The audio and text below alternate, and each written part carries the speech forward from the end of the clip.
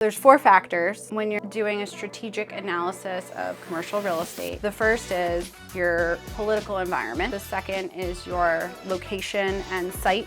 So is it clean? Is it great? The third is your financial analysis. How's it performing, etc. The last is your market and the competition. So those are your 4.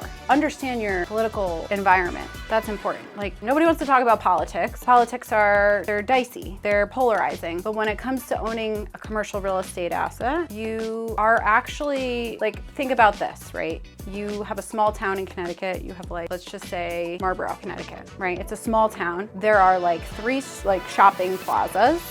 There's probably 4. So the point is, if you bought one of those 4 assets, you make 1/4 of the difference in that town and the landscape. So you have to know what the politics of the town are because you're participating in the landscape. And if they're not favorable, if you're a commercial investor in a town that doesn't like change, for example, it's going to be really hard to make money or grow that asset. It's going to be difficult because you're going to have to constantly fight against the people that are running the government part of your municipal district. So it's like you have a say in the economy of the town, of the city, because you are driving the economy with your asset. But it's political. You have to know who you're dealing with. And that's why a lot of investors in multifamily prefer to be in landlord-friendly states that have the landlord's best interests in mind, because the latter could make you lose a lot of money, like New York. Like, New York has rent-stabilized housing. If you buy a rent-stabilized apartment building, that is the most money you're ever gonna make, is what it is, because it's stabilized forever. It's like, why buy it for today's pricing when you're getting yesterday's rent? It doesn't make sense. You destroyed an entire city of assets with that. And you also ruined the upside for the tenants, because nobody's gonna take care of the building, because you can't. Because how can you keep up with taxes and all the other things that come with owning a building when your revenue isn't there? The site is the actual location of the building, right? So if you're buying a general store, let's just say it's a retail store, it's been closed, it's sitting there, what do you need to know about it? The first thing you need to know is, what are the traffic counts? How many people drive by that store, right? So if you're opening a retail brand, I can't think of one at the moment, but let's just say you're opening a fast food chain, right? A Dunkin' Donut. You need a certain amount of people that drive by that site every single day to ensure that you make the amount of money that it'll take to cover the cost of the building and renovations and etc. So you need traffic counts. That's a big thing. But the other thing you need to know is it a environmentally safe piece of land, which you won't know until you look back, right? So let's just say this commercial retail space was once a gas station, which is like a red flag every single time, unless you're opening another gas station. So in this scenario, it's a gas station in like 20 years ago, but the underground tanks that held the gasoline were never removed. Now you have an environmental complication that has to be fixed in order to get financing. The bank's not gonna buy a dirty lot, basically. So when you're looking at a site, you wanna know that it's environmentally safe, that there hasn't been any history of like environmental hazards. Like, you don't want the ground to glow in the dark. Aside from the traffic and the environmentals, you wanna understand that you have enough parking and that generally the structure itself doesn't need to be demolished and start over again. And then you need to make sure that the actual building would be approved for the specific thing that you need it to be. Like, your zoning is appropriate. If you need a variance, like, what would that mean? Is the town in favor? So, like, the location is always important. What is underwriting?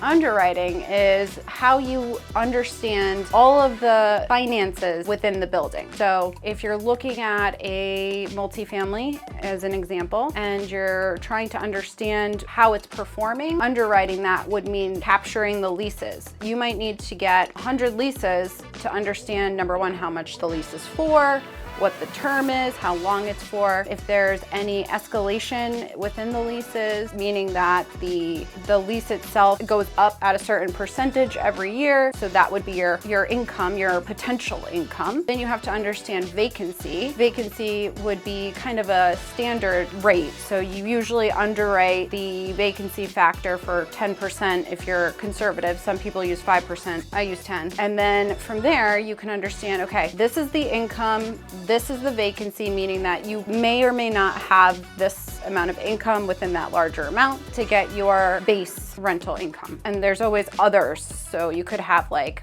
on the property, you could have billboards, or you could have a laundry, so that produces some income. So that's considered other income, but it calculates into the total. So once you have your total income, then from there you look at your expenses. Now, expenses can be lengthy, and that could be things from, your property manager, your utility costs, your general attorney fees, accounting fees, things of that nature. So that list can be variable, but the other thing that you underwrite is you want to understand how much money you need to put aside for repairs.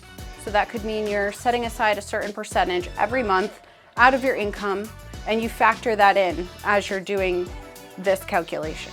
So like recapping, you have your income, you have your expenses, you have your set aside. Now you have your net operating income, which is your NOI. So once you have your net operating income, you can understand, okay, this is like what you'll make after these expenses are paid. Now you have to figure out what your debt service is. So that's where things start to get hairy. And that's where creative financing really plays in. So if your net operating income is like, let's just say for easy math, 100,000, then you know that however you finance this project, it needs to be at least less than 100,000, right? So however you acquire the property, that could mean your down payment, that could mean your, agreement with the seller, because some people use seller financing. Whatever your interest rate is on a monthly basis is going to play a factor into that. So the debt service actually will throw off the whole thing. Then you calculate taxes. So to underwrite, like to recap, income, expenses, debt service, real amount that you're going to get paid.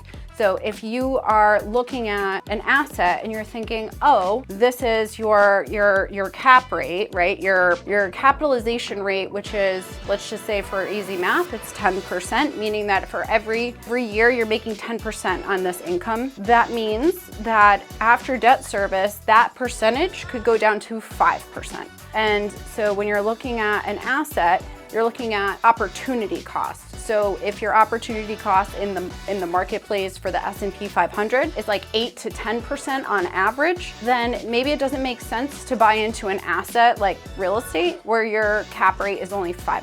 Demographics, like things like who lives in the town, who lives in the city, who's in the general geographic area of the proximity in which you are buying this asset. So big box and retail, all these very successful companies like Starbucks, for example, they do their market research. They know who their audience is. They know that they have X number of people in their proximity that are gonna go to Starbucks. And it's just like Trader Joe's. Trader Joe's, they only place Trader Joe grocery stores in a town or a vicinity where there is a certain amount of population, and within that population, there is a very high education level, part of their metrics, right? So demographics drive the bus for a lot of these big box companies because they know who their audience is. It's not the same for like your mom and pop buying multifamily because that's like housing. I mean, there's a factor there, right? But it's not the same as you're putting up a Chick-fil-A.